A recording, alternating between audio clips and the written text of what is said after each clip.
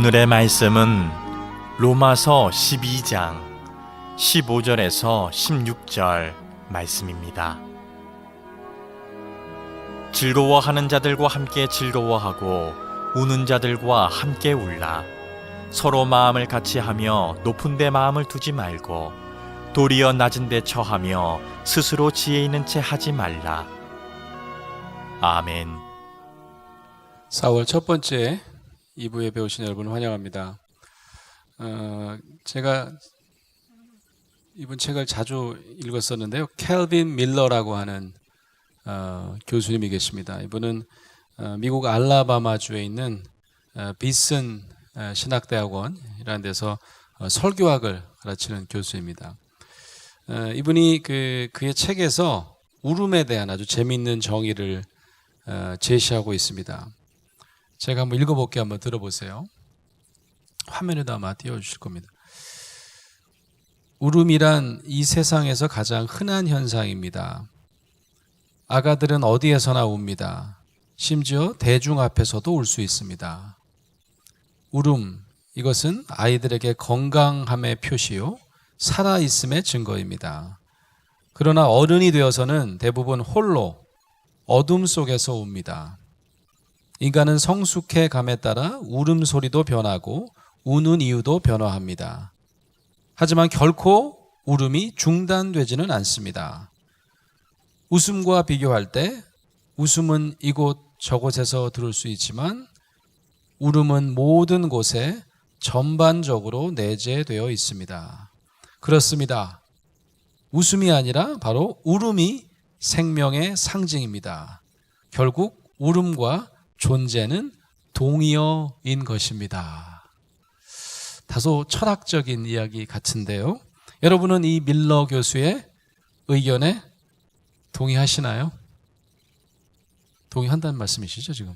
그러니까 여기 지금 중요한 게 웃음이 아니라, 우리가 참 웃음을 좋아하는데 웃음이 아니라 울음이 생명의 상징이고 우리 인간 존재와 동의어다 라는 의견에 여러분이 찬성하시냐, 제가 그렇게 물은 겁니다. 만약에 제가 시험 문제를 냈어요, 여러분한테 울음이 생명의 상징이고 울음이 존재와 동의어다, 그 이유를 설명하시오, 이러면 뭐라고 얘기하시겠습니까? 아마 여러분 중에 빠르게 이렇게 대답하실 분 계실 거예요. 깐난하게 생각해봐라. 깐난아기가 태어나자마자 제일 처음 하는 행동이 뭐예요? 우는 겁니다. 응애 하고 우는 겁니다. 바로 울음이 바로, 아니 이 친구가 죽지 않고 살았다는 증거 아닙니까? 살아있음의 증거 아닙니까? 고로 존재와 울음은 동의어다. 그래서 밀러 교수의 말처럼 갓난아기의 울음은 살아있음의, 이 땅에 태어났음의 증거다. 의사 선생님도 그렇게 비슷하게 얘기하죠. 아이들이 제일 먼저 태어나서 웃으면 안 돼요. 울어야 된다는 겁니다. 왜냐하면 울어야 호흡을 가다듬을 수 있고 특별히 호흡 조절 기능이 있다는 거죠. 응애 하고 우는 게, 그래서 안 울면 막 꼬집지 않습니까? 아이가 조금 크면 어떨까요? 이거 갓난아기 때 얘기고, 좀 크면 어떻게 될까요? 저희 처갓집 쪽에 이제 조카가 결혼을 해가지고 아이가 태어났습니다. 그래서 어떻게 하면 우리 동영상도 주고받고 너무 이뻐요. 아들인데 동영상 중에 이런 동영상을 보내왔어요. 아이가 막 까르르 웃으면 막 이렇게 그걸 찍어서 좋아했는데, 그 아이 앞에서 음매 이렇게 염소 소리를 냈더니 애가 막 입을 삐죽삐죽 하더니 울려고 그러는 거예요. 그런데 더해. 음매 더 하니까 애가 결국 울음을 터뜨립니다. 근데 거짓말같이 웃다가도 음매 소리만 나면 애가 막 입술을 하더니 우는 거예요. 그러니까 자꾸 할까요, 안 할까요? 자꾸 음매를 하게 되는 거죠. 그래서 동영상까지 찍어갖고 막 친지끼리 돌리고 난리치는 거예요. 왜 그럴까요? 우는 게 이쁘대요. 우는 게 너무 이쁘대요. 귀엽고 이쁘대요. 그래서 제가 본 동영상 중에서 그게 제일 그동안 많이 봤던 동영상 같아요. 그래도 이 돌 전까지는 우는 모습이 여전히 이쁘다, 이렇게 얘기합니다. 그래서 아마 밀러 교수 말처럼 울음은 건강함의 표시다, 이렇게 얘기할지도 몰라요. 그런데 오래가지 않습니다. 언제부터는 울음은 존재의 불안함을 드러내는 감정이라고 인식하기 시작합니다. 우리 모두가요. 유치원에 갔습니다, 아이가. 그것도 가면 울음을 터뜨립니다. 그건 뭐라 그럴까요? 건강함의 상징이다, 살아있음의 증거다, 이렇게 얘기하나요? 아마 이렇게 얘기할 겁니다. 조직 부적응이라고. 유치원에 잘 적응하지 못해가지고 애가 우는 거라고 생각해요. 그래서 물어봅니다. 너 왜 울어? 무슨 문제 있니? 무슨 문제야? 묻기 시작합니다. 어느 순간부터 우리는 갓난아이 때나 영아기 때는 들어보지 못한 지시사항을 주변 사람부터 듣기 시작합니다. 그게 뭐냐면 울지 마입니다. 울지 마. 울음 그쳐. 뚝. 막 그러죠. 어떨 때는 세실 동안 그쳐. 그렇다면 울음은 존재의 동의어란 말은 더 이상 의미가 없습니다. 밀러 교수의 말은 그러면 영아기 때, 아주 아동기 초기 때만 해당되는 것일까요? 아마 목사이면서 설교학 교수였던 이 밀러 목사는 아마 그런 뜻으로 이런 말을 하지는 않았을 것 같아요. 물질의 성분을 연구하는 과학자들이요, 화학 성분을 분석해 보니까 이 슬픔이나 혹은 감격스러울 때도 우리가 눈물이 나지 않습니까? 그래서 그 감정적인 상태에서 흐르는 눈물의 성분과 우리가 부엌에서 양파를 썰다가 눈물이 날 수 있습니다. 그 눈물을 비교해 봤더니 현저히 차이가 있더라라고 하는 겁니다. 그래서 학자들 사이에서는 우리가 이런 상처를 입거나 비탄에 빠져 있거나 이럴 때 흐르는 이 감정적인 눈물은 어쩌면 우리 몸 안에 있는 스트레스로 인해 축적된 나쁜 화학 성분이 있다고 하면 그거를 제거해 주도록 만든, 하나님께서 만드신 자연스러운 체내 현상 아닐까? 이렇게 생각해 볼 수도 있는 겁니다. 보통 여성들이 많이 우시나요? 남성들이 더 많이 우시나요? 예? 남성들이요? 여성들이죠. 여성들이 보통 그거 어떻게 조사했는지 모르겠는데 한 5배 정도 많이 운대요. 예, 남성이 한 번 울 때 여성은 5번 운다 이런 겁니다. 예. 이것이 어느 문화권이든 여성들의 평균 수명이 남성보다 항상 우위입니다. 예. 이게 바뀌어 있는 문화권은 거의 없습니다. 제가 못 본 것 같아요. 예. 아마 이 눈물의 울음의 어떤 체내 현상과도 아마 연관이 있지 않을까, 이런 추측도 가능합니다. 여기서 잘 우시는 남성분이 계시다면 아마 여성만큼 오래 살 가능성이 있어요. 울음을 참으시는 분보다. 생물학자들은 이런 얘기도 합니다. 저등한 생물일수록 저등, 고등 이렇게 우리가 진화적으로도 그렇고 이제 저등한 생명체일수록 고통을 받지 않는데요. 이건 좀 맛이 이상한데 예를 들면 이런 겁니다. 지렁이가 있는데 지렁이가 외부 자극에 빠르게 반응할 뿐이지 자신이 지금 고통을 경험하고 있다, 그리고 그걸 해석해서 미래에 대처한다는 것은 불가능하다, 그런 얘기입니다. 반대로 얘기하면 가장 고등한 신체 기능과 정신 기능을 가진 영장류, 이 인간은 고통에 적절하게 반응할 뿐만 아니라 고통을 통해서 우리가 우리의 영혼을 개발하고 그 고통 가운데 자연스럽게 하나님과 연대하는 영적 능력, 잠재력을 가지고 있다는 설명도 가능합니다. 오늘 우리가 읽은 본문 말씀은 어떤 말씀인고 하뇨? 사도 바울이 로마 교회에 보낸 편지 중 일부입니다. 특별히 고통 중에 있는 그리스도인들의 생활 속 실천에 대한 강조 말씀이 오늘 성경 본문 말씀에 등장합니다. 우리가 15절부터 읽었는데요, 그 앞절 14절을 한번 보겠습니다. 14절에 이런 말씀이 나옵니다. 너희를 박해하는 자를 축복하라. 축복하고 저주하지 말라. 이렇게 돼 있어요. 아마 이때 로마 교회가 박해 상황이었다는 것을 우리가 쉽게 알 수 있겠죠. 너희를 박해하는 자를 축복하라, 저주하지 말고, 이런 말씀을 하고 있다는 거죠. 이건 고통에 대한 지극히 방어적인 태도만을 갖지 말고 그 방어적인 태도를 내려놓으라 라고 하는 메시지입니다. 심리학적으로 이렇게 얘기할 수 있을 것 같아요. 남을 저주하고 미워하면요, 내 안에 있는 상실과 슬픔이 덜 느껴져요. 그래서 우리가 남 탓을 많이 하는 겁니다. 자신이 가장 사랑하는 사람을 잃었던 사람들을 한번 상상해 보시기 바랍니다.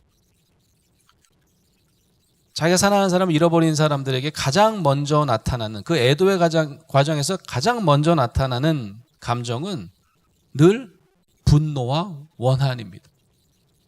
막 화가 나요. 내가 어떻게든지 누군가를 어떻게 해야 될 것만 같아요. 내가 상실한 사람인데 그 상실을 느끼기 전에 자꾸 다른 사람에게 핑계대고 원망하는 그런 마음이 생긴다는 거죠.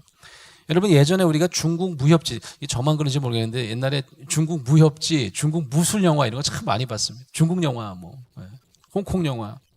거기 보면 늘 시작이 뭐로 시작하는 줄 아십니까? 시작이 늘 자신의 부모를 죽인 철천지 원수에게 복수를 맹세하는 걸로 시작해요. 모든 중국 영화 거의 다 그랬었습니다. 그 다음에 어떻게 할까요? 거의 일생 동안 그 사람을 찾아 나섭니다. 분노와 원한에 가득 차서 내가 죽여버려야 돼. 내가 내 아버지의 원수를 갚아야 돼. 그에게 복수하기 위해서 일생을 바치는 내용이 보통 영화의 줄거리입니다. 맨 마지막 장면 어떻게 되죠? 복수를 다 끝냅니다. 그때서야 부모님의 모습을 떠올리고 눈물을 쭉 흘리는 장면. 그때서야 부모님을 기리면서 회한에 잠기는 마지막 장면으로 대부분의 중국 영화 끝이 납니다. 이렇게 생각하면 눈물은요, 마치 평생에 걸친 분노와 원한이 끝나야만 가능한 것으로 보입니다.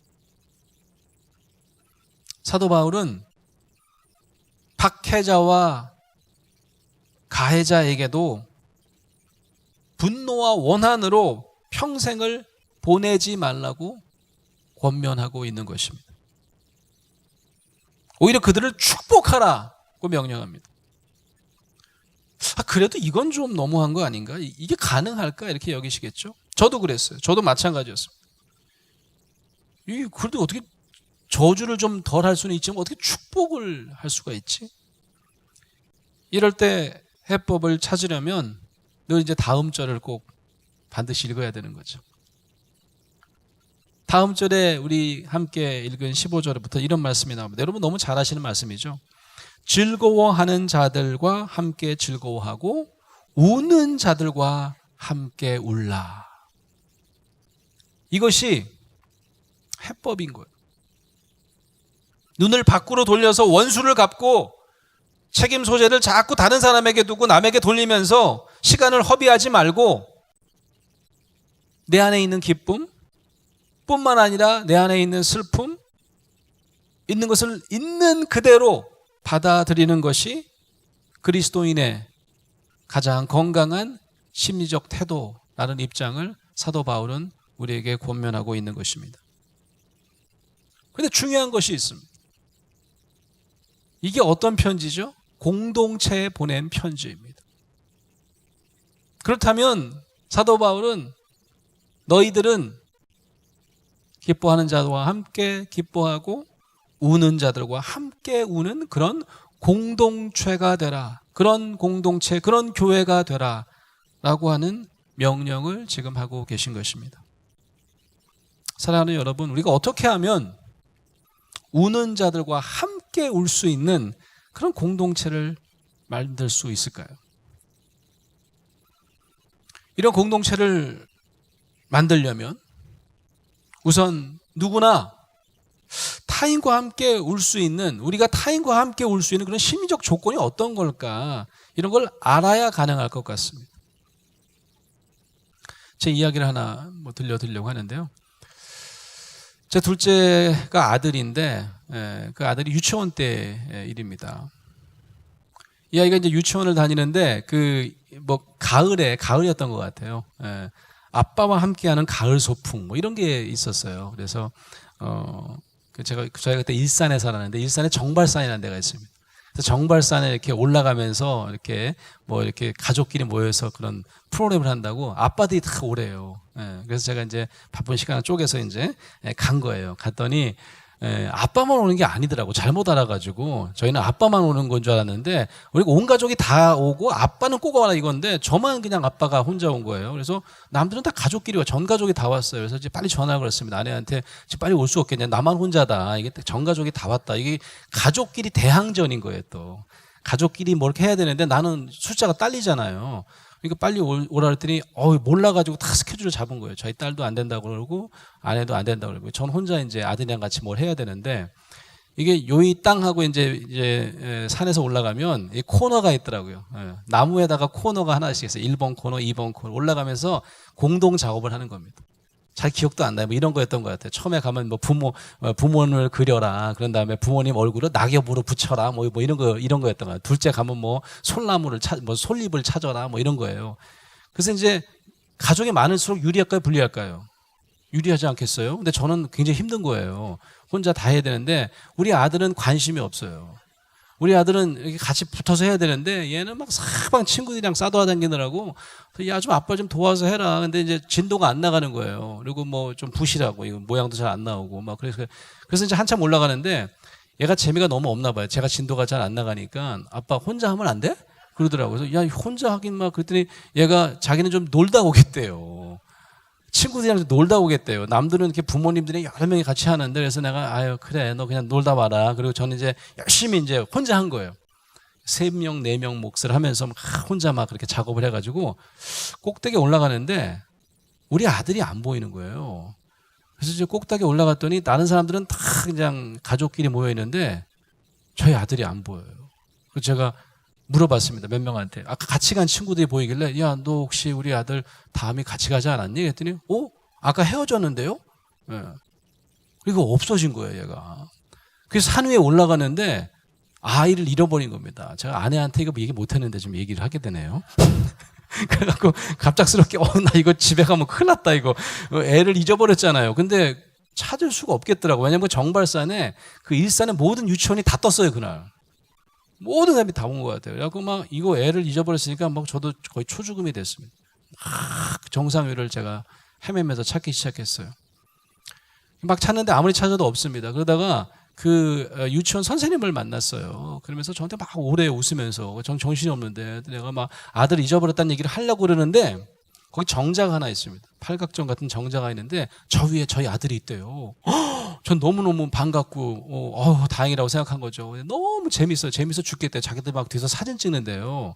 그래서 제가 같이 올라가 봤어요. 올라갔더니 그 정자 위에서 아마 국악고등학교 학생들을 불러다가 뱃노래를 배우는 클래스. 그러니까 이제 보니까 이제 다 끝나면 맨 마지막 코스가 그 정자에 올라가서 뱃노래를 배우는 거예요.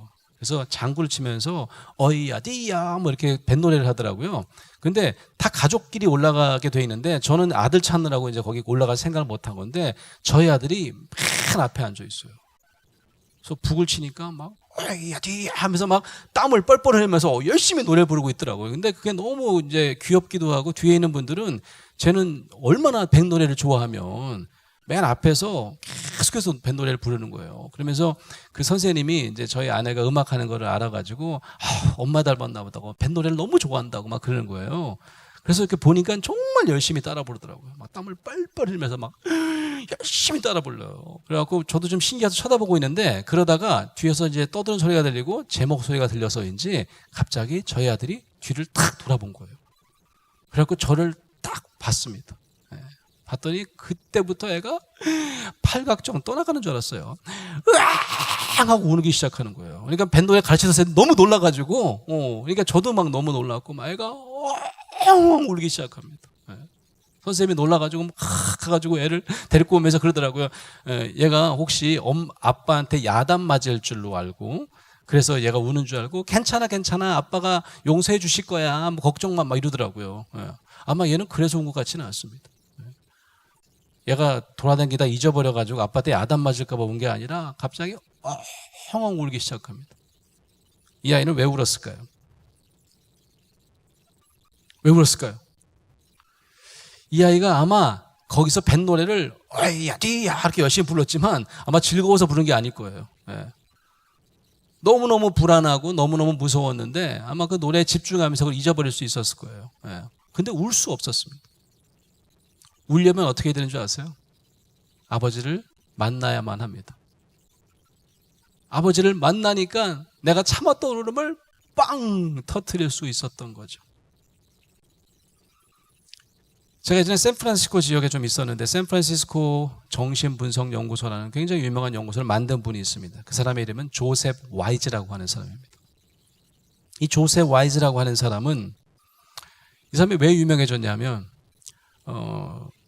1952년에 굉장히 짧은 글을 하나 썼습니다. 제목이 Crying at the Happy Ending, 해피 엔딩에서의 울음이라고 하는 짧은 글을 썼습니다. 그 내용에서 이분이 이렇게 얘기를 합니다. 자기 할머니를 보니까 자기 할머니가 슬픈 영화 좋아하더래요.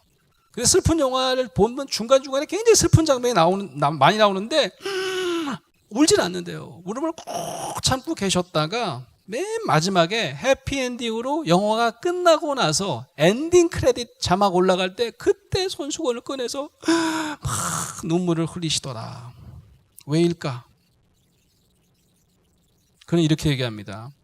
인간은 안전감의 조건이 제공될 때 그때 비로소 울 수 있다. 이제 끝났구나. 나 이제 안전해. 라고 하는 마음이 들 때 비로소 눈물이 흐르더라. 라고 하는 겁니다. 저희 아들이 너무너무 무서웠는데 울고 싶은데 울 수 없었습니다. 근데 맨 마지막에 아빠를 만난 해피엔딩을 경험하고 나서야 그때서야 펑펑 울 수 있더라. 울지 마. 네가 애야. 라고 하면 아이는 안전하게 느끼지 못합니다. 때로는 울면 지는 거야. 남자는 절대 특히 여자는 몰라도 남자는 절대 남들 앞에서 우는 거 아니야. 절대 눈물 흘리지 마. 라고 명령하는 문화에서는 안전감을 느낄 수가 없기 때문에 누구도 어두운 곳에서 울 수밖에 없습니다. 종교 공동체, 신앙 공동체도 마찬가지입니다. 울지 마. 울면 세상 사람들이 우습게 봐. 신앙 있는 사람들은 기쁨과 소망 가운데 살아야 돼. 늘 웃어야 돼. 울지 마. 라고 한다면 정말 울고 싶은 사람들이 신앙 공동체를 찾을 수 없을지도 모릅니다. 여러분 한국 영화 중에서 밀양이라고 하는 영화 기억나십니까? 특히 기독교인들이 굉장히 싫어하는 영화였습니다. 기독교 공동체를 폄하한다 그래서 관람도 반대했을 뿐만 아니라 영화를 굉장히 공격했던 그런 영화입니다. 이 밀양이라는 영화에서 주인공 신혜라고 하는 여성이 등장하는데 이 신혜는 남편을 잃어버렸습니다. 과부가 됐어요. 어린 아들이 있습니다. 외아들입니다.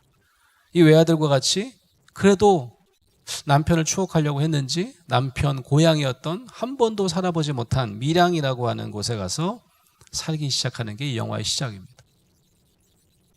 놀랍게도 그 여성은 불행하게도 아들마저 잃고 맙니다. 유괴당했다가 시신으로 돌아오는 거예요. 그러다가 그가 마음을 두고 다시 마음을 밀양에서 머물러야 되겠다 마음 먹게 되는 공동체가 있는데 그게 바로 교회였습니다. 여러분 그가 왜 교회로 유입하게 됐는지 그 경위를 보여주는 장면이 영화에 나옵니다. 기억나십니까? 혹시 보신 분들은? 아들이 유괴가 돼서 죽었어요. 그것도 마을 사람들이 유괴해서 죽였어요. 이거 도저히 살 수 없는 겁니다.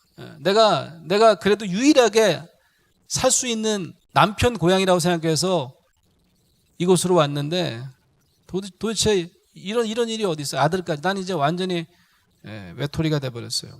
막 울부짖다가 멍한 상태에서 망연자실한 상태에서 동네를 떠돌아다닙니다. 그러다 우연히 무슨 소리가 들려서 저녁 집회가 진행되는 교회 예배당 안으로 그냥 쑥 들어가게 되는 겁니다. 엄청나게 시끄러워요. 아마 부흥회 했나 봐. 예, 그 교회에서. 막 시끄럽습니다. 그가 그곳에서 했던 일이 뭐였을까요? 말씀을 듣는 일이었을까요? 어떤 말씀에 귀를 기울였다가 저 말씀이야. 내가 하나님 믿어야지. 천만에요. 그런 게 아니었습니다. 영화를 보면 그가 그곳에서 했던 일은 너무 시끄러우니까 사람들이 자기가 신경 안 쓰는 거예요. 그래서 엉엉 울기 시작합니다. 아마 그동안 못 울었던 남편 죽음에 대한 서러움, 아들을 잃은 그 통탄에 빠져있는 그 심정을 아마 그 장소에서 꺼이꺼이 소리를 내면서 울기 시작합니다. 이게 굉장히 중요한 거죠. 그래서 그날을 계기로 그 교회 일원이 됩니다. 그런데 그 다음에는요, 그 영화를 아무리 봐도 그 주인공이 뭐 교회 집사님들이나 교회 목사님이나 누구와도 우는 장면이 등장하지 않습니다. 누구도 그와 아들의 죽음을 더 충분히 애도하고 눈물 흘리라고 권면하는 사람은 없었는지도 모릅니다. 결국 어떻게 됩니까? 시내는 아들을 죽인 이 범인을 저주하지 않고 축복하기 위해서 감옥을 찾아갑니다. 나 너 용서한다 그러려고. 근데 그만 멘붕에 빠지고 맙니다. 그 유괴범이 먼저 예수를 믿은 거예요. 어머님도 예수 믿냐고. 나도 예수 믿었다. 그래서 하나님께 다 용서받았다. 그날 이후 시내는 하나님을 저주하는 반기독교인으로 변신합니다. 이유가 뭘까요?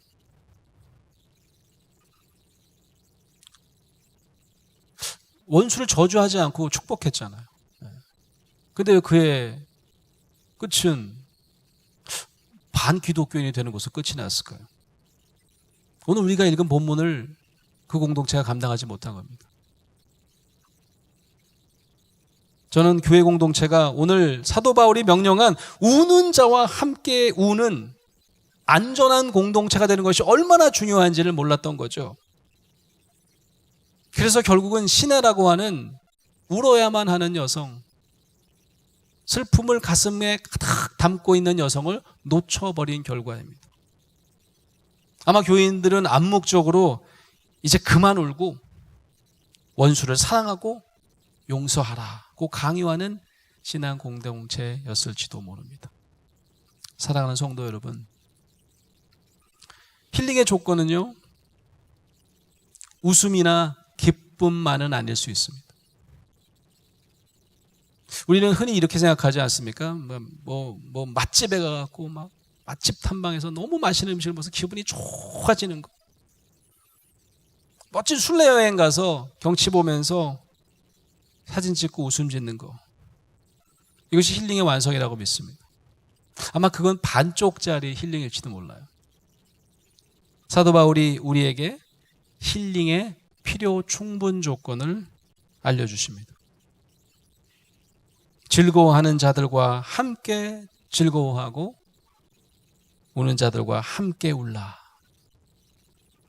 우리 광교 꿈의 교회 공동체가 특별히 울음을 품고 이곳에 오는 이들에게 안전하게 울 수 있는, 충분히 울 수 있는 그런 공간으로 거듭나게 되기를 간절히 소망합니다. 그때 울음 가운데 존재의 살아있음을 느끼는 동시에 그 우는 자는 하나님과도 깊이 연대하는 기쁨이 있을 줄로 믿습니다. 그런 공동체를 만드시는 저와 여러분 되시기를 주의 이름으로 축원합니다. 아멘.